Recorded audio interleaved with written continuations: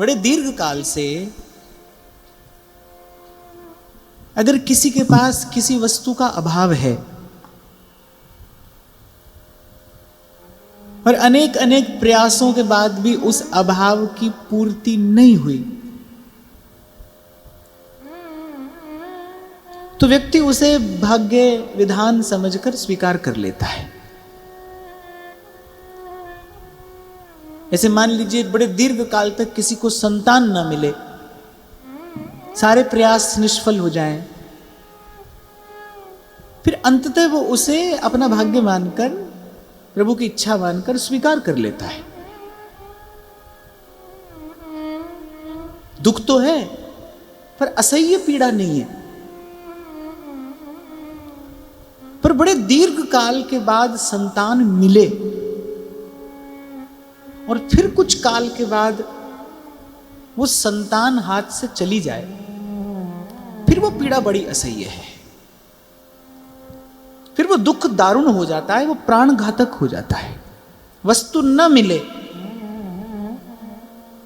तो दुख कुछ और है, पर वस्तु मिलकर खो जाए वो पीड़ा असह्य है। वो क्लेश तन मन प्राणों को तपा देता है और वस्तुतः ये पीड़ा प्राण घाती नहीं हो सकती है। तो गोपियों की दशा अब बिल्कुल ऐसी है। श्याम सुंदर मिल गए, बड़े निकट से आज प्रभु का दर्शन किया है। प्रभु ने अपना सुकोमल अत्यंत सरस सुसंस्पर्श प्रदान किया है। बड़ी प्रेम भरी चितवन से गोपांगनाओं की ओर देखा, मन प्राणों को किसी अनिर्वचनीय रस में सराबोर कर देने वाला आलाप संलाप प्रभु का गोपांगनाओं के साथ में हुआ। और कैसे किस प्रकार ये एक स्वप्न की भांति और अदृश्य हो गया। सौभाग्य का मद जगा और बस ये बात कुछ प्रभु को अच्छी नहीं लगती। दृष्टि प्रभु से हटकर स्वयं पर गई, प्रभु को ये रुचा नहीं। और जैसा कल विराम के क्षणों में हमने चर्चा की, श्री ठाकुर जी ने विचार किया, भाई एक तीर से दो निशाने लगाते हैं, इनका गर्व भी हर लेते हैं। देखो, भजन के मार्ग पर ले जाने वाले भी प्रभु हैं, भजन के मार्ग पर चलाने वाले भी प्रभु हैं, भजन के मार्ग पर चलते चलते कोई गिर जाए तो उठाने वाले भी प्रभु हैं, और स्वयं तक पहुंचाने वाले भी प्रभु हैं। इसीलिए श्री गीता जी में भगवान का वाक्य है कि न मे भक्त प्रणश्यति, मेरे भक्त का नाश नहीं होता। जो अपने बल से चलेगा, ज्ञानी अपने बल से चलता है, कर्मकांडी विद्या के बल से चलता है। जो किसी भी अन्य बल से चलेगा, वो यदि गिर जाए तो उसको कोई उठाने वाला नहीं है। अगर किसी योगी का योग मार्ग से पतन हो जाए तो फिर पतन हो ही जाता है, उसकी संभाल करने वाला वहां पर कोई नहीं है। संभाल तो केवल भक्ति करती है। श्री ठाकुर जी का बल लेकर, प्रभु का आश्रय लेकर जो प्रभु के मार्ग पर चलता है, जो भजन के मार्ग पर चलता है, उसकी प्रभु पल पल संभाल करते हैं। ऐसा नहीं कि वो गिरता नहीं, गिर जाता है पर प्रभु संभाल लेते हैं। श्री ध्रुवदास जी तो यहां तक कहते हैं कि एक और कोई जितेंद्रिय महापुरुष हो जिसने इंद्रिय निग्रह करके समाधि की अवस्था को प्राप्त कर लिया हो, और दूसरी ओर भगवान का कोई भोला भाला सीधा साधा भक्त है, पूर्व का प्रारब्ध उसका कुछ ऐसा है कि उसने अभी अपनी इंद्रियों पर, अपनी कामनाओं पर विजय भी प्राप्त नहीं की है, पर वो है भगवान का भक्त। तो सब संत कहते हैं, सब शास्त्रों का भी यही मत है कि श्रेष्ठ तो भाई भगवान का भक्त ही है। एक बात बड़ी विचारणीय है यहां पर कि भक्त से भूल हो भी जाए, हो तो जाती है, क्योंकि जीव का स्वभाव ही भूलना है, भूल हो जाती है, लेकिन वहां पर भूल सुधारने वाले भगवान हैं। और कहीं पर ऐसी व्यवस्था, ऐसी सुविधा नहीं है। गिर गए तो चोट लगेगी। जैसे महाप्रभु कह रहे हैं ना, यम द्वारे कटियत नक छीके, माने अगर अपराध हुआ है तो अपराध का दंड मिलेगा, और महापुरुष तो कहते हैं थोड़े अपराध का बड़ा दंड मिलता है। और श्री ठाकुर जी कैसे बड़े अपराध का भी कोई दंड नहीं देते। अवगुण करे समुद्र सम, पर गिनत ना अपनो जान। श्री ठाकुर जी के इस विचार का आपको, मुझे, जीव को बार बार विचार करना चाहिए, चिंतन करना चाहिए। श्री ठाकुर जी के स्वभाव का भजन करना चाहिए। कैसा प्रभु का स्वभाव है।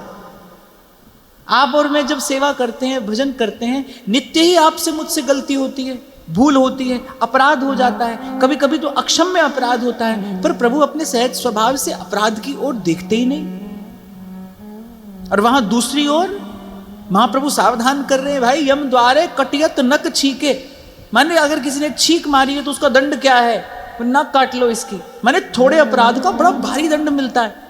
आप कोई यज्ञ कर रहा हो और यज्ञ करते करते अगर मंत्र के एक शब्द का गलत उच्चारण हो जाए तो यज्ञ का पूरा परिणाम बदल जाता है। श्रीमद् भागवत में कथा आती है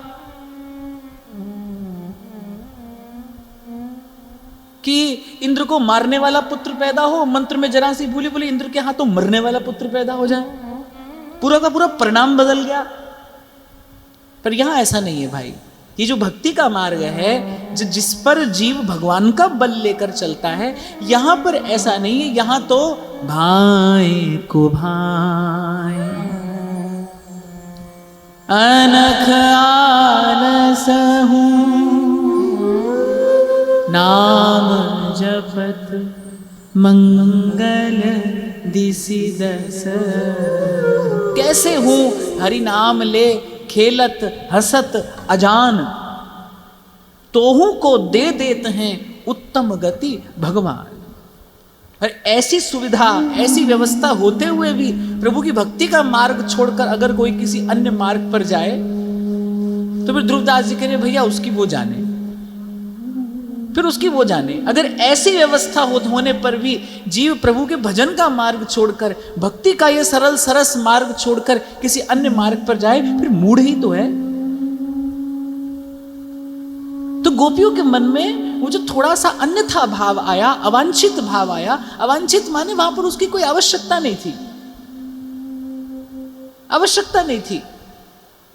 वो जो अन्यथा भाव आया, श्री ठाकुर जी ने कहा भाई चलो ठीक है, लगे हाथ इस भाव को भी दूर कर देते हैं और ये गोपियों की जो पिपासा जिज्ञासा है थोड़ी इसकी भी अभिवृद्धि कर देते हैं। कल भी मैं आपको निवेदन कर रहा था कि प्यास लगी हो, तेज प्यास लगी हो, तीव्र पिपासा, तो पानी भी अमृत के जैसा मधुर लगता है, मीठा लगता है। और श्री ठाकुर जी तो प्रेम का अमृत ही पिलाने जा रहे हैं। श्री ठाकुर जी ने कहा कि ऐसी प्यास हो कि यल्लब्धवा पुमान अमृतो भवति सिद्धो भवति तृप्तो भवति। जो रस प्रभु प्रदान करने जा रहे हैं उसको प्राप्त करने के बाद यत् प्राप्य न किंचित वांछति न शोचति न द्वेष्टि न रमते नोत्साही भवति। फिर ना कुछ पाना है, न खोना, न लेना, न देना, न आना, न जाना। न लब्धवापमान तृप्तो भवति। तो ठाकुर जी ने विचार किया भाई कि अभी अभी इनकी भूख थोड़ी और बढ़ाते, थोड़ी सी कमी रह गई है, कि थोड़ा सा स्थान रह गया है कहीं। अच्छा देखो, ये प्रभु का स्वभाव है। प्रभु को श्रुतियां क्या कहकर संबोधित करती हैं? पूर्णमदः पूर्णमिदं पूर्णात् पूर्णमुदच्यते पूर्णस्य पूर्णमादाय पूर्णमेवावशिष्यते। पूर्ण पूर्ण पूर्ण पूर्ण, ऐसे ऐसे किसी आधे अधूरे अपूर्ण से भाव को प्रभु स्वीकार नहीं करते। पर प्रभु की कृपा देखिए, वो कह रहे कि कोई बात नहीं, तुम्हारे पास अपूर्ण भाव है, तुम अपूर्ण भाव ही लेकर हमारे पास आओ, हम अपनी कृपा से पहले उसे पूर्ण कर देंगे, फिर स्वीकार कर लेंगे। ये बात मैं आपसे कह रहा हूं, ये व्यवस्था कहीं और नहीं है। प्रभु कह रहे हैं जैसा आधा अधूरा, शुद्ध अशुद्ध, पूर्ण अपूर्ण जैसा भाव आपका है, आप लेकर आ जाइए। बस सनमुख होई जीव मोहि जबहि, जन्म कोटि अघ नासहि तबहि। बस आ जाइए, देर मत करिए।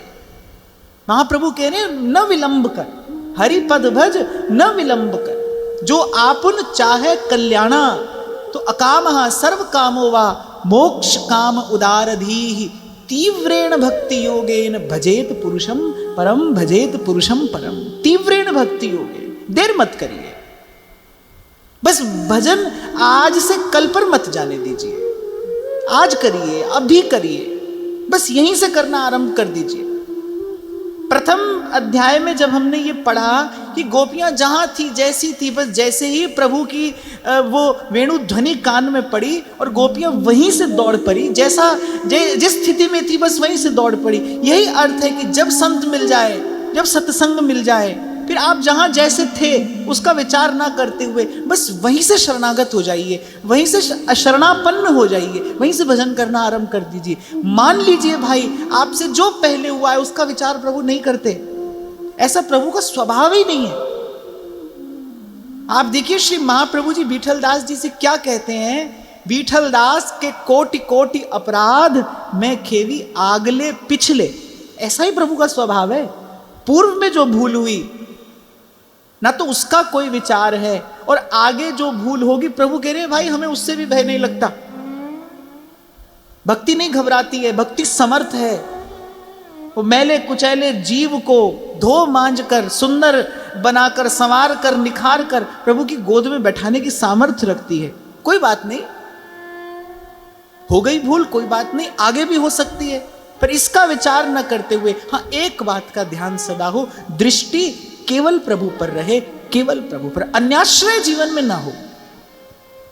यद्यपि यहां गोपियों ने किसी अन्य का आश्रय नहीं लिया है, गोपियों को तो केवल उस सौभाग्य का, वो जो एक थोड़ा सा मद हुआ, जैसे कोई बड़ी श्रेष्ठ वस्तु पाले तो मतवाला हो ही जाता है, और बड़ी स्वाभाविक सी बात है। पर श्री ठाकुर जी यहां ये बात कह रहे हैं, श्री ठाकुर जी यहां पर ये संकेत कर रहे हैं, भाई हम भी मिल जाएं, हम भी मिल जाएं तो भी वो जो विनय जिस पर भक्ति महारानी विराजमान हुई है, वो विनय जीवन में वैसी बनी रहनी चाहिए। मिल जाए भगवान तो भी। यहां मुझे एक चिंतन और प्राप्त होता है कि श्री ठाकुर जी के मिल जाने के बाद भजन छूट नहीं जाता है। श्री ठाकुर जी के मिल जाने के बाद तो भजन और गहरा हो जाता है, और गाढ़ा हो जाता है। माला छूट नहीं जाती भाई, माला सहज हो जाती है, माला सहज हो जाती है। तो यहां कैसी दशा हो रही है गोपांगनाओं की, जो जल बिन मछरी, और फिर कह रहे हैं अरुजो दिनकर बिना हो तो पंकज कुल की गति। ऐसे सूर्य के बिना कमल पुष्प मुरझा जाता है, ऐसे मुरझा गए उन गोपांगनाओं के वो मुख कमल जो प्रभु के रूप का दर्शन करके खिल गए थे, वो मुख कमल मुरझा गए। चित चोर ने चित चुराया मेरा, अरे छलिया गया फिर भाज कहाँ। ब्रजमंडल के युवराज बिना, सुख का सब साज समाज कहाँ। अब और सुहाता नहीं कुछ भी, सखी लाग गई फिर लाज कहाँ। कोई दुखिया पे दया करके बता दो री ब्रजराज कहाँ। बता दो री ब्रजराज कहाँ। बुरा मत मानना, पर अभी तो हमारा प्रभु के बिना काम चल रहा है, अभी तो चल रहा है, खूब चल रहा है। नारद जी भक्ति सूत्र में एक बात कहते हैं, तद विस्मरणम परम व्याकुलते थी, कि भगवत विस्मृति से जब ये चित्त बड़ा व्याकुल हो जाए, थोड़ी देर के लिए, क्षण के लिए भगवान भूलें और चित्त व्याकुल हो जाए, तो जानना कि अब हमें भक्ति का भाव प्राप्त हुआ है। पर अभी तो जीवन में वैसी कोई व्याकुलता नहीं है। हाँ ठीक है, इच्छा है, थोड़ी इच्छा है, और मैं तो कहता हूं ये भी सत्संग की कृपा से है। सत्संग छूट जाए तो फिर ये इच्छा भी शिथिल पड़ जाएगी। आप मेरी बात मान लीजिए कि यदि आपके मेरे जीवन में सत्संग ना हो तो ये जो भजन की, ये जो प्रभु से मिलन की ये थोड़ी इच्छा है, ये इच्छा भी शिथिल पड़ जाएगी। आप और मैं भी होते होते फिर उसी संसार के उसी व्यवहार में लिप्त हो ही जाएंगे, क्योंकि आपका मेरा पुराना संस्कार वहीं का है, वैसा ही है। फिर वैसा ही मन होने में देर नहीं लगेगी। अभी ऐसे कुछ दिन पहले मैं टटिया स्थान गया तो महाराज श्री के पास वहां पर बैठा था, तो एक बड़ी अच्छी बात उन्होंने कही। छोटी सी बात थी पर बात बड़ी मूल्यवान थी। एक छोटी सी बात उन्होंने कही, बोले सावधानी ही साधना है, बस सावधानी ही साधना है। बस संभल संभल के इस मार्ग पर धीरे धीरे पग रखते रहिए। भजन न छूटे, साधन न छूटे, सत्संग न छूटे, चिंतन न छूटे। इतनी परिपक्वता किसी में नहीं आई है भाई, और इतनी परिपक्वता किसी में नहीं आती है कि बिना सत्संग के भजन कर सके। मैं तो ये बात बड़े विश्वास से कह रहा हूं आपको, और अपने जीवन का अनुभव लेकर आपसे ये कह रहा हूं। इतनी परिपक्वता नहीं आई है जीवन में, नहीं आती है, नहीं आ सकती है, और मैं कहता हूं नहीं आनी चाहिए कि बिना ही सत्संग के भजन हो जाए। बिना सत्संग के भजन नहीं होता भाई। हमारे ध्रुवदास जी ने सिद्धांत में ये बात कही, कृपा ते संग और संग ते कृपा, दो जुड़े तो भजन हो। अब मोहि भाव भरोस हनुमंता, बिन हरि कृपा मिले नहीं संता। भगवत कृपा होती है तो सत्संग मिलता है, सत्संग होता है तो फिर भगवत भजन प्राप्त होता है। बना रहे, और इसके लिए हमारे जीवन में पुरुषार्थ भी सतत बना रहे, सावधानी रहे। देखो आज जहां से आरंभ की हमने चर्चा कि अवगुण करे समुद्र सम गिनत ना अपनो जान, बहुत ध्यान से सुनना कि अनेक अनेक अवगुणों की ओर ठाकुर जी ध्यान नहीं देते, पर इस बात का अनुचित लाभ लेकर हम अनुचित पे अनुचित करते चले जाएं, ये तो बड़ा भारी पातक है। कहते हैं कि कोई भी ऐसा पाप नहीं है जो भगवान नाम लेने से नहीं छूट जाता हो, लेकिन अगर नाम की इस पाप विमोचिनी शक्ति का आश्रय लेकर ही अगर कोई पाप करने लगे, फिर उसका पाप नहीं छूटता है, वो महापातक है, वो वज्र के समान है, फिर वो पाप नहीं छूटता है। श्री ठाकुर जी का स्वभाव ऐसा है, वो इतने दयालु हैं, इतने कृपालु हैं, वो इतने उदार हैं, वो अपने आश्रित जन के अनंत अनंत दुर्गुण दोष नहीं देखते, पर इस बात का अनुचित लाभ लेकर अगर हम सावधान न हो, अगर हम सावधान न हो और उसी प्रकार प्रमाद युक्त हमारा जीवन रहे, ये उचित नहीं है भाई। प्रभु का स्वभाव ऐसा है अपनी ओर से, लेकिन ऐसा प्रयास होना चाहिए भूल न होने पाए, कम से कम हो। और मैं तो ये कहूंगा भाई, सतत सावधान रहोगे तो भी भूल हो जाएगी। हम सतत सावधान रहें, निरंतर ये सावधानी हमारे जीवन में रहे, तो भी हमसे भूल हो जाएगी। भूल तो हमसे होगी ही, होती ही रहेगी। जब तक प्रभु मिल नहीं जाते तब तक भूल होगी।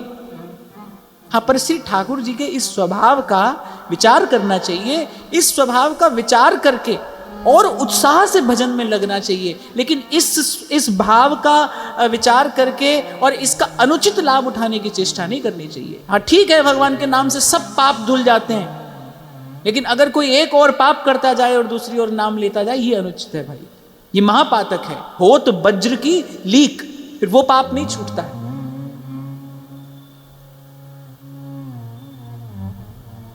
तो ऐसी दशा गोपांगनाओं की हो गई। क्यों? क्योंकि उनका श्री कृष्ण के बिना काम नहीं चलता है। अब और सुहाता नहीं कुछ भी, सखी लाग गई फिर लाज कहाँ, कोई दुखिया पे दया करके बता दोरी ब्रिजराज कहाँ। कृष्ण गोविंद गोविंद गोपाल नंदलाल, कृष्ण गोविंद गोविंद हे गोपाल नंदलाल। कृष्ण गोविंद गोविंद गोपाल नंदलाल, कृष्ण गोविंद गोविंद हे गोपाल नंदलाल। कृष्ण गोविंद गोविंद गोपाल नंदलाल, कृष्ण गोविंद गोविंद हे गोपाल नंदलाल। कृष्ण गोविंद गोविंद गोपाल नंदलाल। कृष्ण गोविंद गोविंद हे गोपाल नंदलाल। अच्छा, संयोग में तो केवल प्रेमास्पद में ही प्रेमास्पद का दर्शन होता है, पर वियोग में जहां देखो वहीं प्रेमास्पद का दर्शन होता है। ऐसी दशा हुई है गोपियों की, अब वो जिधर देखती हैं, हे गोपाल नंदलाल, हे गोपाल नंदलाल, गोपाल नंदलाल, हे गोपाल नंदलाल, हे गोपाल नंदलाल, हे गोपाल नंदलाल, गोपाल नंदलाल, हे गोपाल नंदलाल, हे गोपाल नंदलाल, हे गोपाल नंदलाल, हे गोपाल नंदलाल, हे गोपाल नंदलाल। कृष्ण गोविंद गोविंद गोपाल नंदलाल। कृष्ण गोविंद गोविंद गोपाल नंदलाल।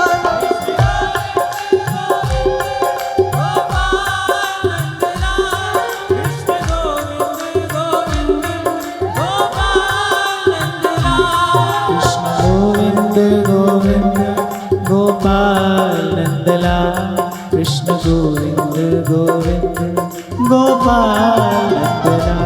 कृष्ण गोविंद गोविंद गोपाल नंदलाल, कृष्ण गोविंद गोविंद गोपाल नंदलाल। हे गोपाल नंदलाल, हे गोपाल नंदलाल, हे गोपाल नंदलाल, हे गोपाल नंदलाल, हे गोपाल नंदलाल, हे गोपाल नंदलाल, हे गोपाल नंदलाल, हे गोपाल नंदलाल।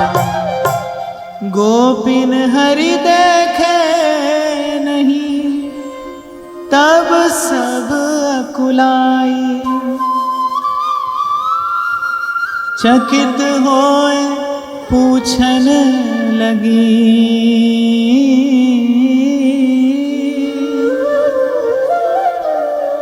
चकित होए पूछन लगी, कहाँ गए कन्हा। ये जो अकुलाहट, ये जो व्याकुलता, ये जो तड़प यहां गोपांगनाओं के हृदय में अब प्रकट हुई। ऐसा आपको मैंने कहा ना, वस्तु न मिले, कभी न मिले तो व्यक्ति संतोष कर लेता है, करना ही पड़ता है, पर मिलकर खो जाए फिर धीरज धरना कठिन है। तो गोपियों को तो मिले श्री कृष्ण और फिर छिप गए। अच्छा, भगवान खोए नहीं, भगवान अंतर ध्यान भी नहीं हुए। श्रीमद् भागवत में भी अंतर्हित शब्द का ही प्रयोग है, अंतर्हित, छिप गए गोपियों के भीतर, वो गोपियों के समूह के भीतर ही कहीं भगवान छिपे, छिप गए। अकुला गई गोपियां बिल्कुल, जैसे जल की धारा से निकाल कर मछली को, मीन को कोई किनारे पर रख दे और वो कैसे फड़फड़ाती है, ऐसी गोपियों की दशा है, जो जल बिन मछली। और महापुरुषों का ऐसा कहना है, भक्ति मार्ग के आचार्यों ने तो ऐसा भक्ति सिद्धांत ही रच दिया है कि वियोग में तो कण कण में प्रेमास्पद का दर्शन होने लगता है। जित देखो चित्त श्याममयी है, फिर प्रियतम के अतिरिक्त कुछ और दिखाई नहीं पड़ता। कैसी गोपियों की दशा हुई। ब्रजबाला अति दुखित भई नंद नंदन बिनयो, करनी वृंद विलाप करत यूथप बिन बन जो। गति अनुराग सुहास विलास मनोहर हेरन, सुभग कमल कर फेरन चारु सुहावनी टेरन।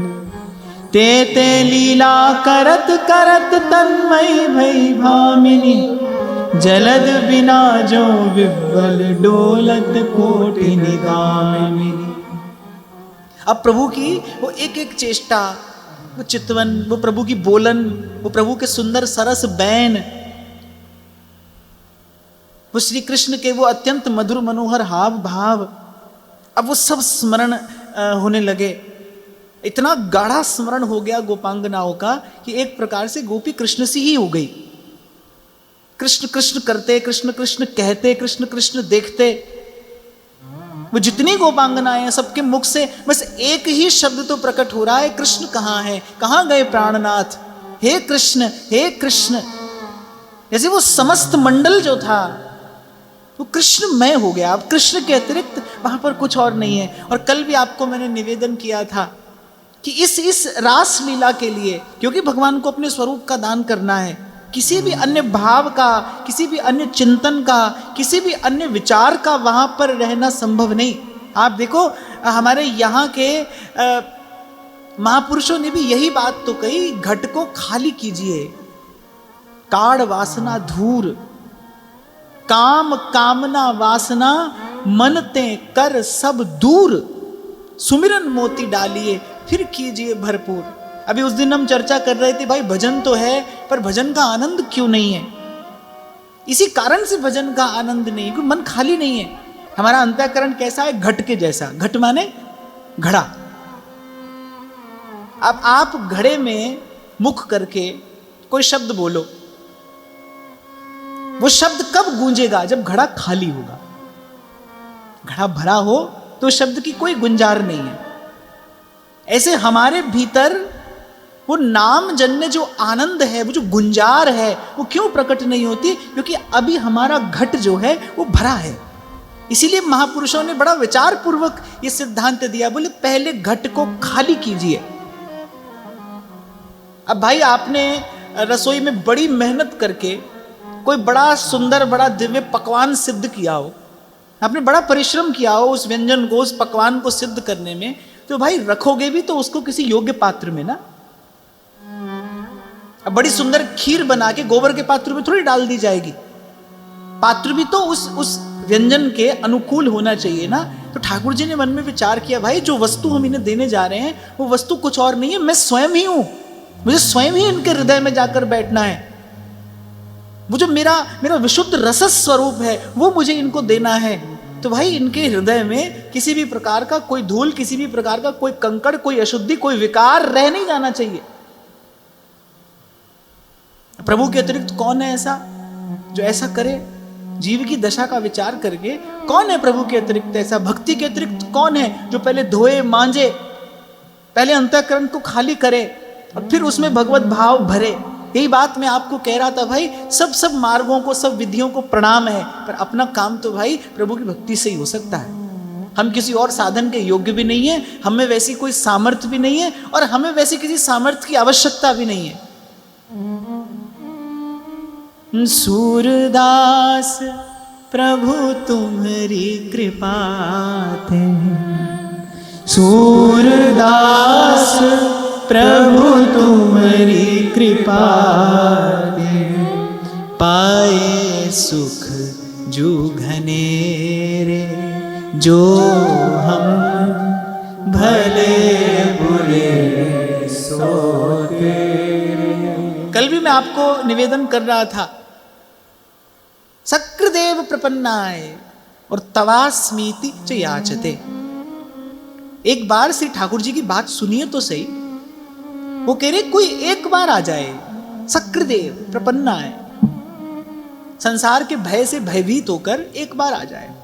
पर दुख की बात तो ये कि अभी हमें संसार से कोई भय नहीं है।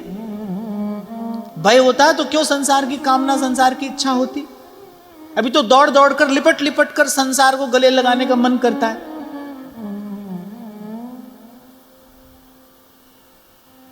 तो अभी संसार से कोई भय नहीं है। मैं तो कई बार आपको कहता हूं ना, सबसे बड़ा दुख क्या है? संसार के दुख से हमें कोई दुख नहीं है, यही सबसे बड़ा दुख है, यही सबसे बड़ी पीड़ा है। इससे बचने का कोई प्रयास भी नहीं करते हैं। पर प्रभु कह रहे अगर कोई संसार के भय से भयभीत होकर आ जाए मेरी शरण में एक बार। देखो भाई, मुझे तो शास्त्र के वचन में निष्ठा है, मुझे तो शास्त्र के वचन का विश्वास है। महाराज जी, महर्षि अरविंद ने यह बात कही थी उन्होंने कहा था कि भारत भूमि का सौभाग्य सूर्य मानो अस्त होने जा रहा है। किसी ने कहा कि महर्षि इतनी बड़ी बात आप क्यों कहते हैं?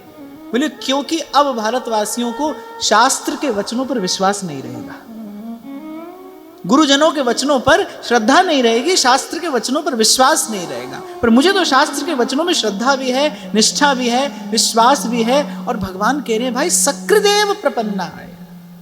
मैं आपको अपने जीवन का एक छोटा सा अनुभव बताता हूं कि भाई भजन साधन के मार्ग पर बाहरी द्वंद इतना परेशान नहीं करते जितना भीतर के द्वंद करते हैं। बाहर की प्रतिकूलता इतना परेशान नहीं करती जितनी भीतर की जो प्रतिकूलता है, जो द्वंद है, संशय है, वो आपको बार बार भजन के मार्ग से हटाने की चेष्टा करते हैं। आपका विश्वास हिलता है, कभी कभी आपकी श्रद्धा को ठेस लग जाती है। और ऐसा अनेक बार हुआ, ऐसे अनेक अवसर जीवन में उपस्थित हुए, फिर भी हो सकते हैं। पर जब ऐसा कोई समय आया, अगर मार्ग मिला तो संतों के वचनों से ही मिला। अगर उस अंधेरे में कोई दीपक जला तो संत के शब्द का ही दीपक तो जला। यही तो ज्योति स्तंभ है। और मेरा तो अध्ययन चिंतन जो भी है बस वो संतों की वाणी ही है, संतों के शब्द हैं। मुझे संत वाणी पर भी निष्ठा है और शास्त्र के वचनों पर भी मेरा विश्वास है। भगवान कह रहे हैं एक बार कोई आ जाए, और मैं कहता हूं कि भगवान ने अगर ऐसी बात कही है तो उसका लाभ लेना चाहिए, उसका लाभ लेना चाहिए। ये बात लेकर भगवान के सामने जाइए, क्यों कहा है आपने ऐसा? अब अगर आपने ऐसा कहा है तो फिर इस बात को पूरा करिए। आपने कहा है सकृदेव प्रपन्नाय तवास्मीति च याचते। एक बार अगर कोई मेरी शरण में आ जाए और मेरे शरण में आकर मुझसे कह दे मैं तुम्हारा हूं, अभयम सर्वभूतेभ्यो ददाम्येतद् व्रतम मम, ये मेरा व्रत है कि मैं उसे अभय प्रदान करता हूं। जब विभीषण जी रघुनाथ जी के पास आए ना, तो कुछ वानरों ने प्रभु से कहा कि प्रभु ये तो शत्रु पक्ष का व्यक्ति है, इसको इस प्रकार नहीं बुलाना चाहिए, अपने निकट नहीं बैठाना चाहिए। पर श्री रघुनाथ जी क्या उत्तर देते हैं? जो सभीत आवा सरनाई राखहु ताहि प्राण की नाई। भाई जो भी हो, शत्रु भी हो, तो भी अगर शरण में आ गया है तो हम उसे अस्वीकार नहीं करते। एक बार कोई आ जाए, एक बार। अब गंगा नहा के आ जाओ, आप सोचो पाप धुल जाएंगे, ठीक है धुल जाएंगे। गंगा नहाने से पाप धुलते हैं ये तो बात है, ये तो शास्त्र का ही वचन है। पर गंगा स्नान करने के बाद फिर पाप नहीं होगा ऐसा तो वचन कहीं नहीं मिलता है। फिर होता है, ये क्रम तो कभी टूटता नहीं। पर भगवान कह रहे हैं भाई हमारी शरण में अगर कोई आ जाए, फिर अभयम सर्वभूतेभ्यो, उसे मैं फिर सर्व प्रकार से अभय प्रदान करता हूं, निर्भय कर देता हूं। और भय है किससे? जीव को किससे भय है? जीव को बस भगवान की माया से ही तो भय है। भगवान कह रहे मैं अपनी माया से उसे निर्भय कर देता हूं। मेरे राम राय तू संता का संत तेरे सेवक को पौ किछ नाही, तेरे सेवक को पौ किछ नाही, जमुना नेरे। मेरे राम राय तू संता का संत तेरे, जो तेरे रंग राते स्वामी, जो तेरे रंग राते स्वामी, जो तेरे रंग राते स्वामी, जो तेरे रंग राते स्वामी, जन्म मरण दुख नासा तिनका, जन्म मरण दुख नासा, तेरी भक्ति बख्शना मिटे कोई, तेरी बख्शना मिटे कोई, तेरी बख्शना मिटे कोई, तेरी बख्शना मिटे कोई। सतगुरु का दिलासा, सतगुरु का दिलासा, मेरे राम राय तू संता का संत तेरे, मेरे राम राय तू संता का संत तेरे, तेरे सेवक को भो किछ नाही, तेरे सेवक को हो किछ नाही, तेरे सेवक को भो किछ नाही, तेरे सेवक को हो किछ नाही। जमुना आवे मेरे, जमुना आवे मेरे राम राय तू संता का संत तेरे, मेरे राम राय तू संता का संत तेरे।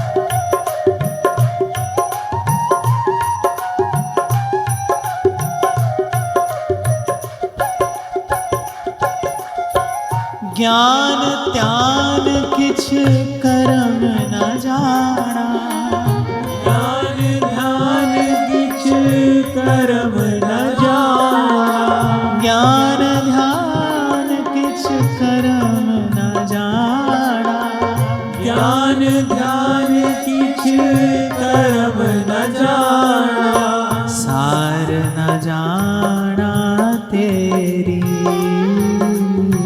सार न जाना तेरी, सब तो वड्डा सतगुरु नानक, सब तो वड्डा सतगुरु नानक, सब तो वड्डा सतगुरु नानक, सब तो वड्डा सतगुरु नानक, जिस कल राखी मेरी, जिस कल राखी मेरी, मेरे राम राय तू संता का संत तेरे, मेरे राम राय तू संता का संत तेरे, तेरे सेवक को भो किछ नाही, तेरे सेवक को हो किछ नाही, तेरे सेवक को भो किछ नाही, तेरे सेवक को हो किछ नाही।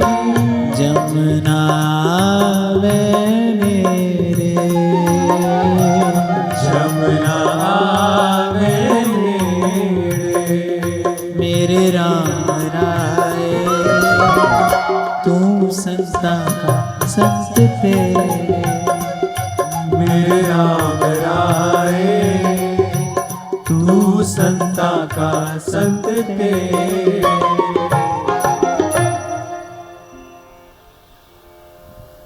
तो मैं निवेदन कर रहा था भाई, कोई भूल हो जाए तो प्रभु सुधारते भी हैं, संवारते भी हैं और फिर अंत में स्वीकारते ही हैं। भूल सुधारने के लिए प्रभु ने ये सब रचना रची, ये कौतुक किया। जो उन्मत्त ही नहीं सभार क्रम इव गावत, हरि मूर्ति आरूढ़ मगन बनते बन आवत। कृष्ण कृष्ण कहती, कृष्ण कृष्ण पुकारती, कुंज कुंज में डोल रही हैं गोपांगनाएं। निरखत मिली एक संग जुवती गण विटपन बूझत, पिए प्यारे बिन और कछु नहीं तिनको सूझत।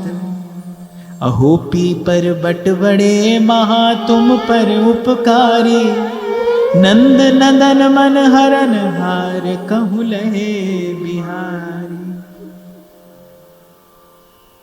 कह रहे एक एक वृक्ष के पास जाकर गोपी पता पूछती है कि कोई दुखिया पे दया करके बता दो री ब्रिजराज कहाँ, को कहूँ देखेरी नंदलाला।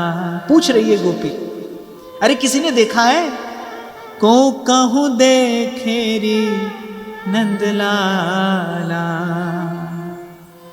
सांवरो ढोटा नैन विशाला, सांवरो ढोटा नैन विशाला।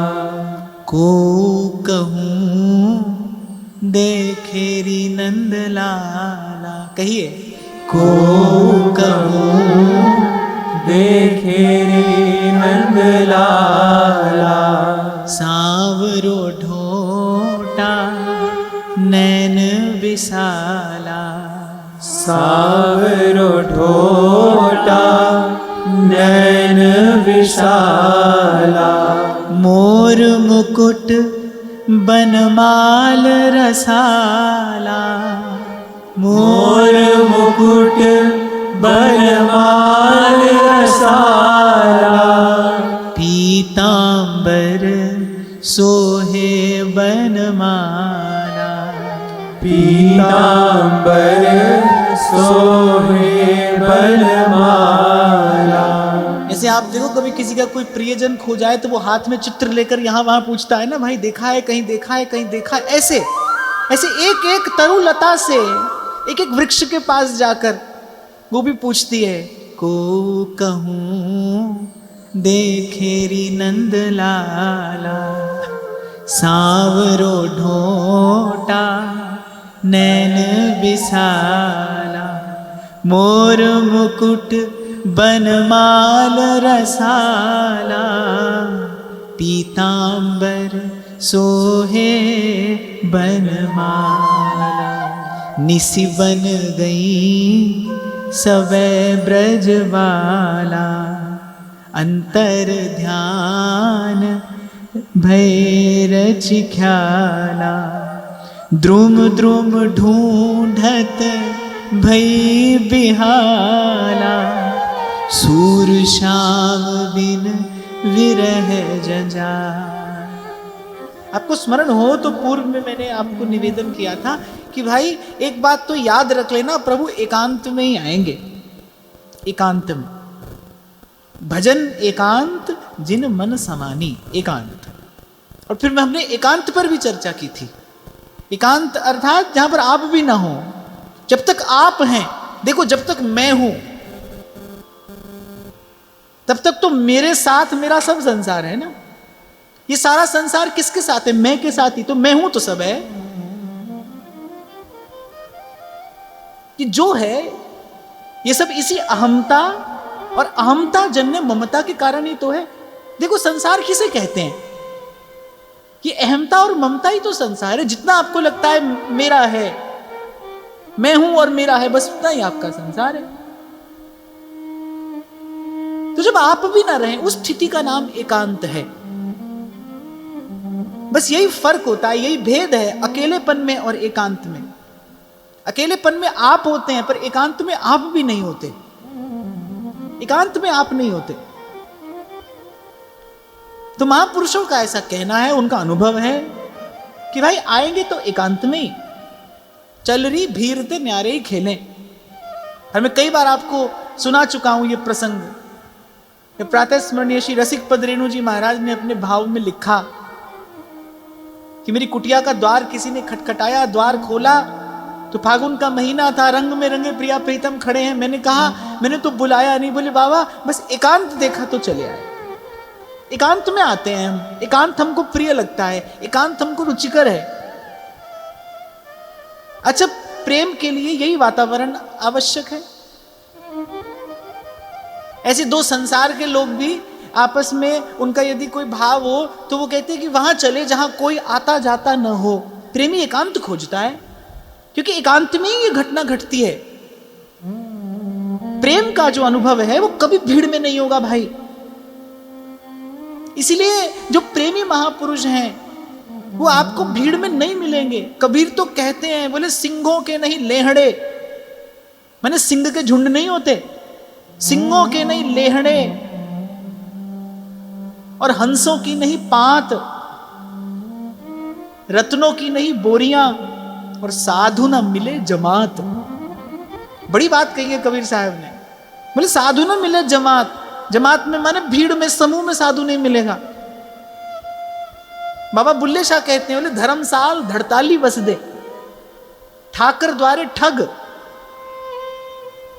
विच मसीते रैन कुसीते आशिक रैन अलग। प्रेमी एकांत में मिलेगा आपको। श्री सेवक जी महाराज ने कहा, लक्षण है ये उपासना की परिपक्वता का लक्षण है, ये भाव की गरिष्ठता का लक्षण है कि श्री हरिवंश नाम रस झिले, क्यों सोहे लोगन में मिले। हाँ, एक भजन ऐसा भी है जो समूह में होता है, कीर्तन समूह में ही होता है। यदि आपको कीर्तन करना हो तो जितना बड़ा समूह होगा उतना अधिक आनंद आएगा। पर ये जो प्रेम का भजन है, ये जो प्रेममय भजन है, ये जो प्रेम से भजन किया जाता है, इसके लिए एकांत चाहिए भाई। और मैं तो कहूंगा कि आप इस मार्ग पर चल रहे हो, थोड़ा देखते रहना कि क्या हमें एकांत रुचने लगा है या नहीं। आप बाहर जाकर पूछते हो, बताइए हमारा भजन ठीक चल रहा है ना, हमारा साधन ठीक चल रहा है ना। अरे अपने मन से ही पूछिए, अपने भीतर देखिए। मैं तो बार बार कहता हूं, अपनी कसौटी आप स्वयं बनिए, ईमानदार रहिए, अपने प्रति ईमानदार रहिए। देखो कि एकांत अच्छा लगता है कि नहीं, एकांत रुचने लगा है कि नहीं। यही परिपक्वता का लक्षण है, जब एकांत सहज रुचने लगे। और फिर एक समय तो ऐसा आता है जब एकांत ही प्रिय लगता है। भोली सखी कहती ना, बैठे जाए सवन से न्यारे, फिर एकांत ही रुचता है। फिर कुछ भी करके आप अपने जीवन में उस एकांत की रक्षा करते हैं। अरे गोद में खेल रहे ठाकुर जी कुछ कहना चाह रहे थे और द्वार खटखटा दिया किसी ने। अब द्वार पर कोई साधारण व्यक्ति तो नहीं खड़ा है। कुंभन दास जी की कुटिया का द्वार, खड़े तो राजा मान सिंह हैं। तो कुंभन दास जी ने कहा, धत क्या हुआ। ठाकुर जी कुछ कहना चाह रहे थे, ये राजा इस समय आधम का द्वार खटखटा दिया। एक बार विचार करो, इस स्थिति का विचार करो, किसी के द्वार पर राजा आकर खड़ा हो, बिना बुलाए आ गया हो, कि कितने बड़े गर्व की बात है उस व्यक्ति के लिए। भाई मेरे द्वार पर राजा आया है मेरा दर्शन करने के लिए, मुझे प्रणाम करने के लिए। और कुंभन दास जी निराश, हताश, उदास हो गए और एक ही बात मंत्र की तरह रट रहे हैं। अरे आए तो थे तो पतू ना का कहते चले गए, आए तो थे पतू ना का कहते चले गए। पर ध्यान रखना भाई, ऐसी घटना एकांत में ही घटेगी, निपट एकांत। अगर कभी रसानुभूति हुई, अगर कभी रसानुभव हुआ, एक झलक मिली, अगर कभी प्रभु के सामीप्य का अगर कभी आस्वादन हुआ, तो एकांत में ही होगा, एकांत में भी नहीं, एकांत में ही। पहली मुलाकात तो सत्संग में होती है, पहली मुलाकात सत्संग में होती है, प्रथम परिचय सत्संग में होता है। बात भी यहीं से आगे बढ़ती है, बात भी यहीं से आगे बढ़ती है, लेकिन संबंध एकांत में होता है। ना मैं देखूं और को, ना तुम्हें देखन दूं। कैसे मिलन होगा? नैनन की कर कोठरी, पुतरी पलंग बिछाए, पलकन की चिक डार के पीको लियो रिझाए। सखी मैं पीको लियो रिझाए। तो एक एक वृक्ष से गोपी पूछती है, अहो पीपर बट बड़े महा तुम पर उपकारी। पीपल से, वृक्ष बट से कह रहे तुम तो बड़े परोपकारी हो। नंद नंदन मन हरन हार कहूँ लखे बिहारी। अहो पाटीर सुगंध सुभग शीतल सुखदाई। कृष्ण बताए सिराय हम ही तब अधिक बढ़ाए। अहो कुरवक कर वीर वीर बलवीर बतावो। हरन हमारी पीर को जिन जान दुराओ। अरे कोई तो हमारे हृदय की पीड़ा जानकर हमसे हमसे हमसे दो बात करो, हमें श्याम सुंदर का पता बताओ। अरे अभी तो यहीं थे, छिपे तो तुम्हारे ही मध्य कहीं हैं, तुमने ही छिपाया है। हरन हमारी पीर को जिन जान दुरारो। अहो चंपक चहु और चित चित चोर पिया को। राखे को जो दुराए पाए जग सदन दिया को। तुलसी तुम रस भरी सदा हरि चरणन प्यारी। बिनती हरि सो करहु हरहु यह पीर हमारी। तुलसी के निकट जाकर गोपांगना कह रही, तुम तो हरि प्रिया हो, तुम्हें तो उन्होंने अपने चरणों में अखंड स्थान दिया है, अविचल स्थान दिया है। तुम तो सदा उनके चरणों से लिपटी रहती हो। हे बड़भागिनी तुलसी, हमारे हृदय की पीड़ा जाकर उनके चरणों से निवेदन तो करो। और मुझे लगता है कि यहाँ गोपियाँ वृंदावन के सेवन की विधि भी बता रही हैं। मैं कई बार आपसे कहता हूँ ना कि यहाँ की किसी तरुलता से मित्रता करो, यहाँ की किसी तरुलता से आपका सख्य हो जाए। आप देखो तीर्थों में जाकर लोग वृक्षों पर वो मनोरथ का धागा नहीं बांधते हैं। मनोरथ जब मांगते हैं तो धागा बांध देते हैं, फिर जब खोलने जाते हैं उस धागे को, जब मनोरथ पूर्ण हो जाता है तो ऐसे कोई बांध रहा है धागा, कोई खोल रहा है धागा। ऐसी जो रसिकों के हृदय का मनोरथ है वही वृंदावन की तरुलताएं पूर्ण करती हैं। छबीली वृंदावन की मेल, जय जय जय श्री वृंदावन। छाहतर करे जुगल रस के, जय जय जय श्री वृंदावन। और गोपियां कह रही हैं भाई छिपे तो तुम्हारे ही भीतर कहीं हैं। और ये बात भी बिल्कुल सत्य है। वो जो रस है वो यहाँ वृंदावन की इन कुंजों में ही तो छिपा है। वो जिस रस की पिपासा लिए हम आए हैं वो रस वृंदावन की कुंजों में ही तो है, इन कुंजों में ही तो छिपा है। तभी तो रसिक संत कह रहे बस बैठी रहूं कुंजन के कोने, श्याम राधिका गाऊं। भाई इन तरुलताओं का तो सानिध्य ही बहुत है। मैं बड़े विश्वास से आपको कह रहा हूं, आप बिना ही किसी ऐसे भाव के बस केवल जाकर वृंदावन की किसी तरु की, किसी लता की छाया में जाकर आप बैठ जाइए। भजन होने लगता है भाई, भजन होने लगता है, सहज में होने लगता है। ये भजन भाव के उद्दीपक है।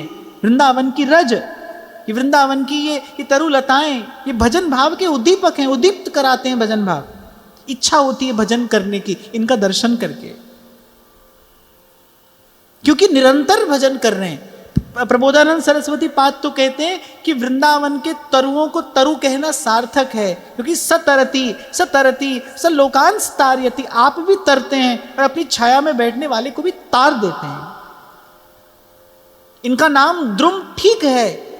क्यों? क्योंकि प्रियालाल के प्रेम में द्रवीभूत होते हैं, अपनी छाया में बैठने वाले के चित्त की जड़ता को भी दूर करने में समर्थ हैं। छाह तरे करे जुगल रस के, जय जय जय श्री वृंदावन। मंद मुस्कात हंस भुज मेरी, जय जय जय श्री वृंदावन। रसिक दे कोटि मुक्ति पग पेली, जय जय जय श्री वृंदावन। तुलसी तुम रस भरी सदा हरि चरणन प्यारी, बिनती हरि सो करहु हरहु यह पीर हमारी। मल्लियूथिका जाति फूल इक पाते रही लस, अंग अंग याते फूल श्याम कर परसी हंस हंस। अहो सुंदर नवनूत पूत ब्रजपति को देखो, गीत दूत आहूत त्रिया जन जात न पे। बड़ी खिली हुई मल्लिका की लता को देखा तो गोपियां कह रही हैं अवश्य ही श्याम सुंदर ने अभी अभी तुम्हारा स्पर्श किया है, उनके स्पर्श के कारण ही तो तुम्हारे अंग में इतनी प्रफुल्लता है। वो जो एक एक पुष्प खिला था ना, गोपियां कहने लगी अरे जो तुम्हारा रोम रोम पुलकित हो रहा है ये अवश्य श्री कृष्ण के कर कमल का स्पर्श पाकर ही पुलकित हो रहा है। तुमने अभी देखा है, तुमने अवश्य देखा है। बता दो री ब्रिजराज कहां। कोविदार अहो पुनस सुख ही घन सो बरसातो, जुवती जन आधार तुमहु कहूँ देखो जातो। अरे हमारे जीवन आधार को कहीं किसी ने जाते देखा हो तो हमसे कहो। अहो अकै सुन भ्रात नाम रवि को जो तुम्हारो, लहे तुमहु कहो कृष्ण सदा तुम्हरे उजियारो। अहो कदम्ब जो चीर चोर चर बैठो तो पर, सो अब चित्त को चोर गयो कहूँ देख दया। लिपट कर कदम्ब से गोपी कहती हैं अरे तुझ पर बैठ कर ही तो उन्होंने चीर हरण किया था, उन्होंने चीर चुराए थे, पहले चीर चुराए थे, अब तो वो चित्त चुराकर कहीं चले गए हैं। तेरे तो संबंधी हैं, तेरा आश्रय लेकर चोरी करते हैं वो, अब हमारा चित्त चुराकर कहाँ गए हैं। कालिंदी कलकूल बिटप तुम तीरथ से वो, जन्म पराए हेत सीत तिप सिर पर खेवो। गोपियां सब वृक्षों से कहती हैं अरे तुम तो तीर्थ के वृक्ष हो। कालिंदी कलकूल बिटप तुम तीरथ से हो, तुम साधारण वृक्ष नहीं हो, तुम तीर्थ के वृक्ष हो। और तीर्थ भी कैसा, ये प्रेम का तीर्थ, यमुना के किनारे के वृक्ष हो तुम। जन्म पराए हेत सीत तप सिर पर खेवो। वृक्ष तो स्वभाव से ही तपस्वी होता है, उदार होता है, और मुझे तो लगता है भाई वृक्ष भी संत ही होता है। धूप सहता है, शीत सहता है, आंधी तूफान झेलता है, पर दूसरे को छाया देता है, फल देता है। आपको शायद मैंने सुनाया था पूर्व में कभी, एक महात्मा बैठे भजन कर रहे थे, कुछ बालक खेल रहे थे, वृक्ष के नीचे महात्मा भजन कर रहे थे। आम का पेड़ था, अब बालकों ने सोचा दो चार आम तोड़ ले, कंकड़ मारा, महात्मा को लगा और महात्मा लगे गाली देने। एक बालक ने कहा अरे महात्मा तुझसे तो वृक्ष अच्छा है, तुझे कंकड़ लगा तू गाली देता है, वृक्ष को कंकड़ लगे वो फल देता है, तुझसे तो वृक्ष अच्छा है, तुझसे बड़ा महात्मा है, ये श्रेष्ठ महात्मा है। तो गोपियां कह रही है अरे तुम तो तीर्थ के वृक्ष हो, परोपकार के लिए ही तुम जीवन धारण करते हो। कमल नैन रस ऐन दैन सुख नंद दुलारे, हमको देहु बताए कृष्ण तुम ते नहीं न्यारे। हे धरनी सब धरे मुरलीधर हम ही बतावो, दीखत अंग अंग पुलक मोद हरि को न छुपावो। हे हरनी रस भरे नैन बड़े जो तुम्हारे, ऐसे मुदित न होत बिना दर से हरि प्यारे। वृक्षों से पूछा, फिर उसके बाद वृंदावन की अवनी से, वृंदावन की भूमि से गोपियां पूछती हैं।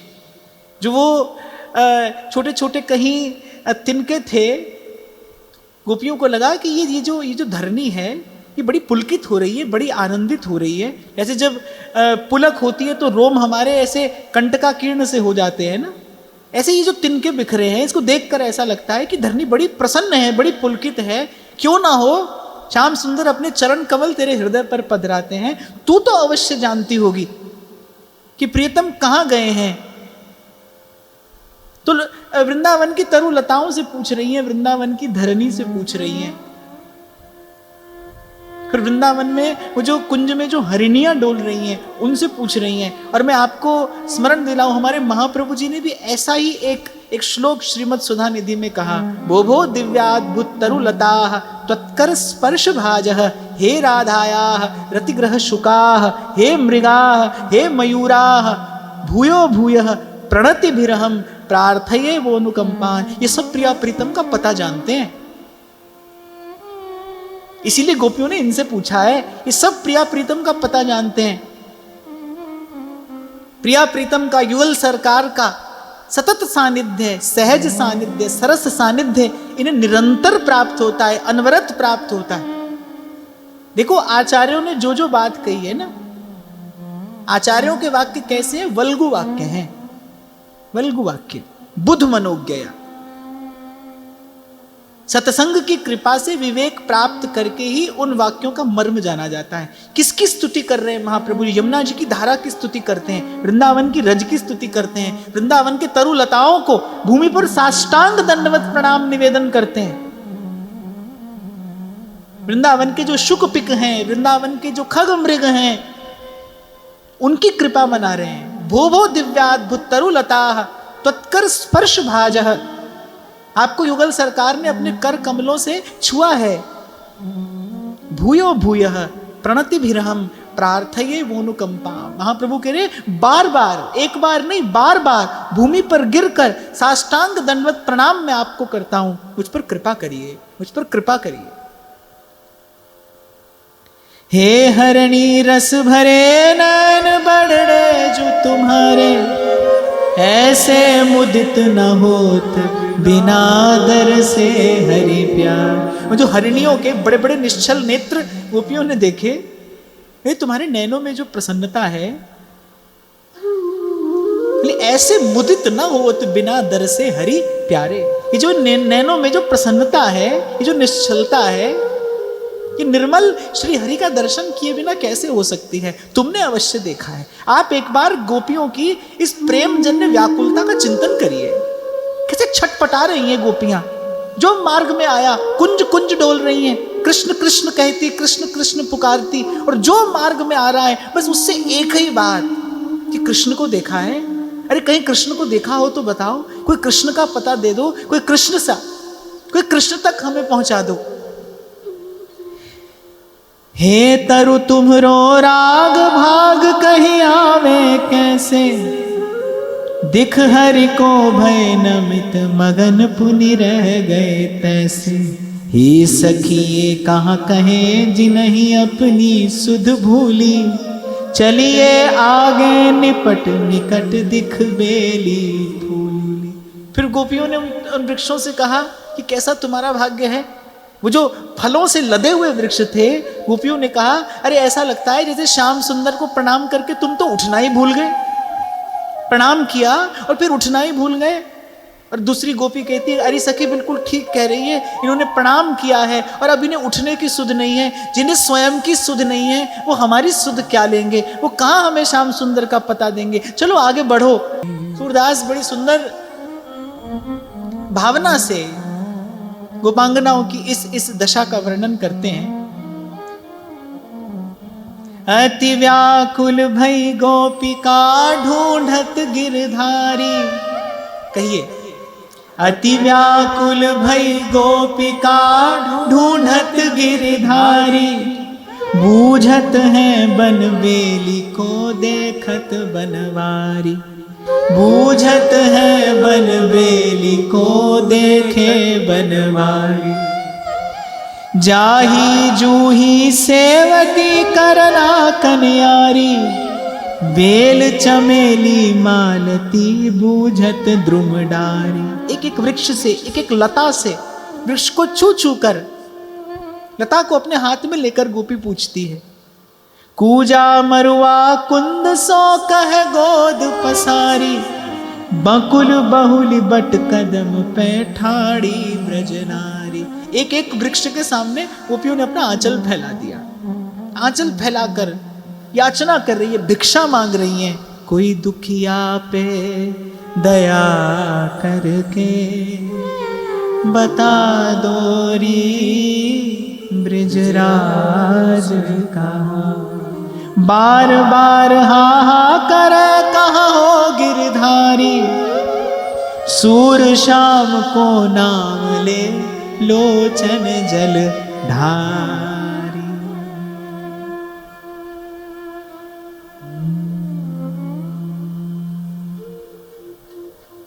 जन्म जन्म की लगी लगन है, जन्म जन्म की लगी लगन है। साक्षी तारों भरा गगन है, साक्षी तारों भरा गगन है। गिन गिन श्वास श्वास कहती है, गिन गिन श्वास श्वास कहती है। आएंगे गोवर्धन धारी, विनती सुनिए नाथ हमारी, विनती सुनिए नाथ हमारी। पर यह विधि पूछत डोले और बोले को न बन में। पर सब प्रश्नों का, इन सब प्रश्नों का उत्तर किसी ने नहीं दिया। जब थक गई, थोड़ा श्रमित हो गई, जो हृदय का भाव था पहले शब्दों से अभिव्यक्त हो रहा था और फिर नेत्रों से अश्रु जल बनकर बहने लगा। और कहूं क्या अंतर्यामी, और कहूँ क्या अंतर्यामी। मुझे तो कभी कभी ऐसा लगता है कि मैं कई बार कहता हूं ना आपसे कि संसार का सुख पाके भी जीव भटकता ही है। जिसे हम सुख कहते हैं ना, संसार का सुख, वो पाकर भी जीव भटकता है और प्रभु के लिए भटके भी तो सुखी हो जाता है। श्री ठाकुर जी के लिए भटक कर भी जीव सुख पाता है, श्री ठाकुर जी के लिए थक कर भी जीव सुख पाता है, आनंद पाता है। जैसा विश्राम प्रभु के लिए थकने में है, ध्यान से सुनना, जैसा विश्राम प्रभु के लिए थकने में है, ऐसा विश्राम संसार की कोई शैया नहीं दे सकती। थोड़ा सा श्री जी की कृपा से श्री जी की सेवा में रहने का अवसर मिला। वो सुबह से लेकर रात तक, जब सेवा के उपरांत जब थोड़ा थक जाते थे ना, और फिर अगले दिन फिर उठने का उत्साह और वो जो थोड़ी सी थकावट होती थी, वैसा सुख अब नहीं मिलता। खूब आराम है, खूब आनंद है, सब कुछ है, पर वो सुख कुछ और था भाई। तो ठाकुर जी के लिए थकने में भी सुख है, ठाकुर जी के लिए भटकने में भी सुख है। थक गई गोपियां, शब्द धीरे धीरे मौन होने लगे। वो जो हृदय का भाव था, वो जो प्रेम जन्य पीड़ा थी, अब वो नेत्रों के मार्ग से अश्रु बनकर बह रही हैं। और कहूं क्या अंतर्यामी, और कहूँ क्या अंतर्यामी।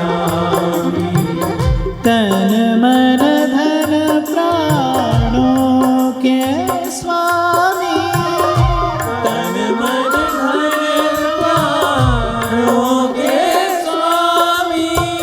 स्वागत का अधिकार दीजिए, स्वागत अधिकार दीजिए। स्वागत का अधिकार दीजिए। स्वागत अधिकार दीजिए। शरणागत हैं नैन पुजारी, विनती सुनिए नाथ हमार, विनती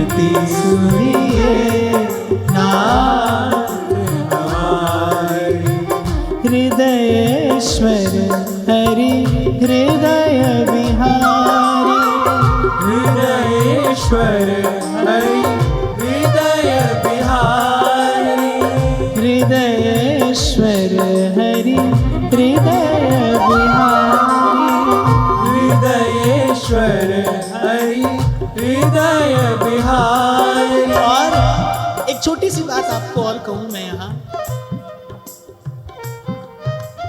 ऐसे सूरदास दोनों हाथ उठाकर कहते हैं ना, अब मैं नाचो थक्यो गोपाल। ऐसे जब कभी संसार से थक जाओ, मैं ऐसा नहीं कह रहा अगर कभी थक जाओ, थकोगे तो निश्चित, और बहुत बार थके होगे। जब कभी थक जाओ ना, कुछ न करना, ना हो शब्द तो भी कोई बात नहीं, बस आशा भरी दृष्टि से प्रभु की ओर देखना, बस एक आशा भरी दृष्टि से उनकी ओर देखना, जोड़ लेना दोनों हाथ, झुका लेना अपना मस्तक। और कहूं क्या अंतर्यामी, और कहूं क्या अंतर्यामी, तन मन धन प्राणों के स्वामी, तन मन धन प्राणों के स्वामी, स्वागत का अधिकार दीजिए, स्वागत का अधिकार दीजिए, शरणागत है नैन पुजारी, विनती सुनिए नाथ हमारी, विनती सुनिए नाथ हमारी, हृदयेश्वर हरि हृदय विहारी, हृदयेश्वर हरि हृदय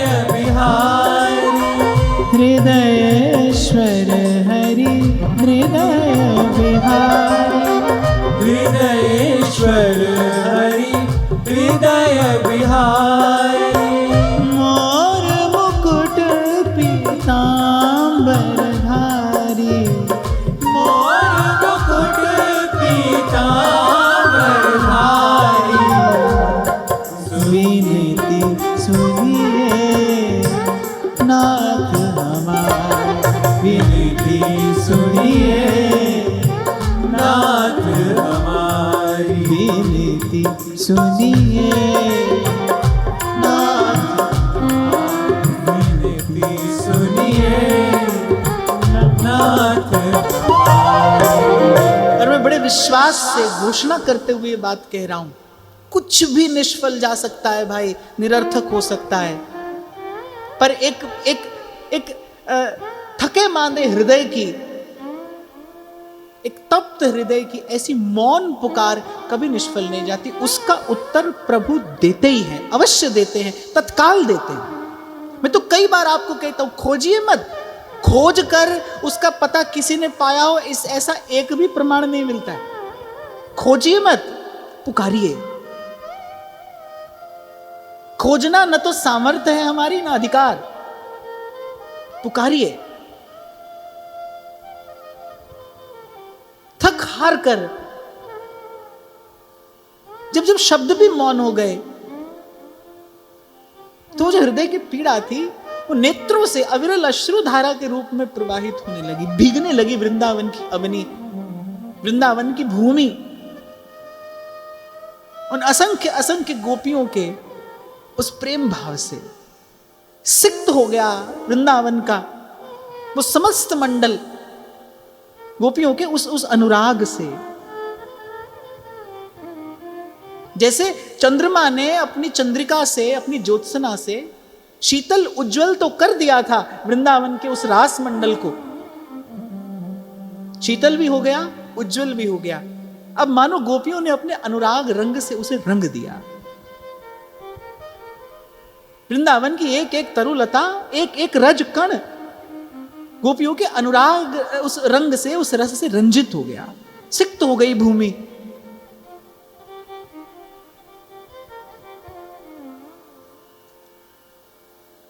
अति उन्मत्त की भांति फिरी पूछत ब्रज रमणी, रस अनुरागी लगी करन हरि लीला कमनी। और जब कहीं से उत्तर नहीं मिला, उधर प्रभु की वियोग जन्य पीड़ा बढ़ती जा रही है, उधर गोपांगनाओं की उन्मत्तता बढ़ती जा रही है, और उस रसोन्मत्त दशा में फिर गोपियों ने क्या किया, इसकी चर्चा कल करेंगे। आज का भाव श्री जी के चरणों में निवेदन। आप सबके हृदयस्थ प्रभु को प्रणाम, महाराज श्री के चरणों में नमन।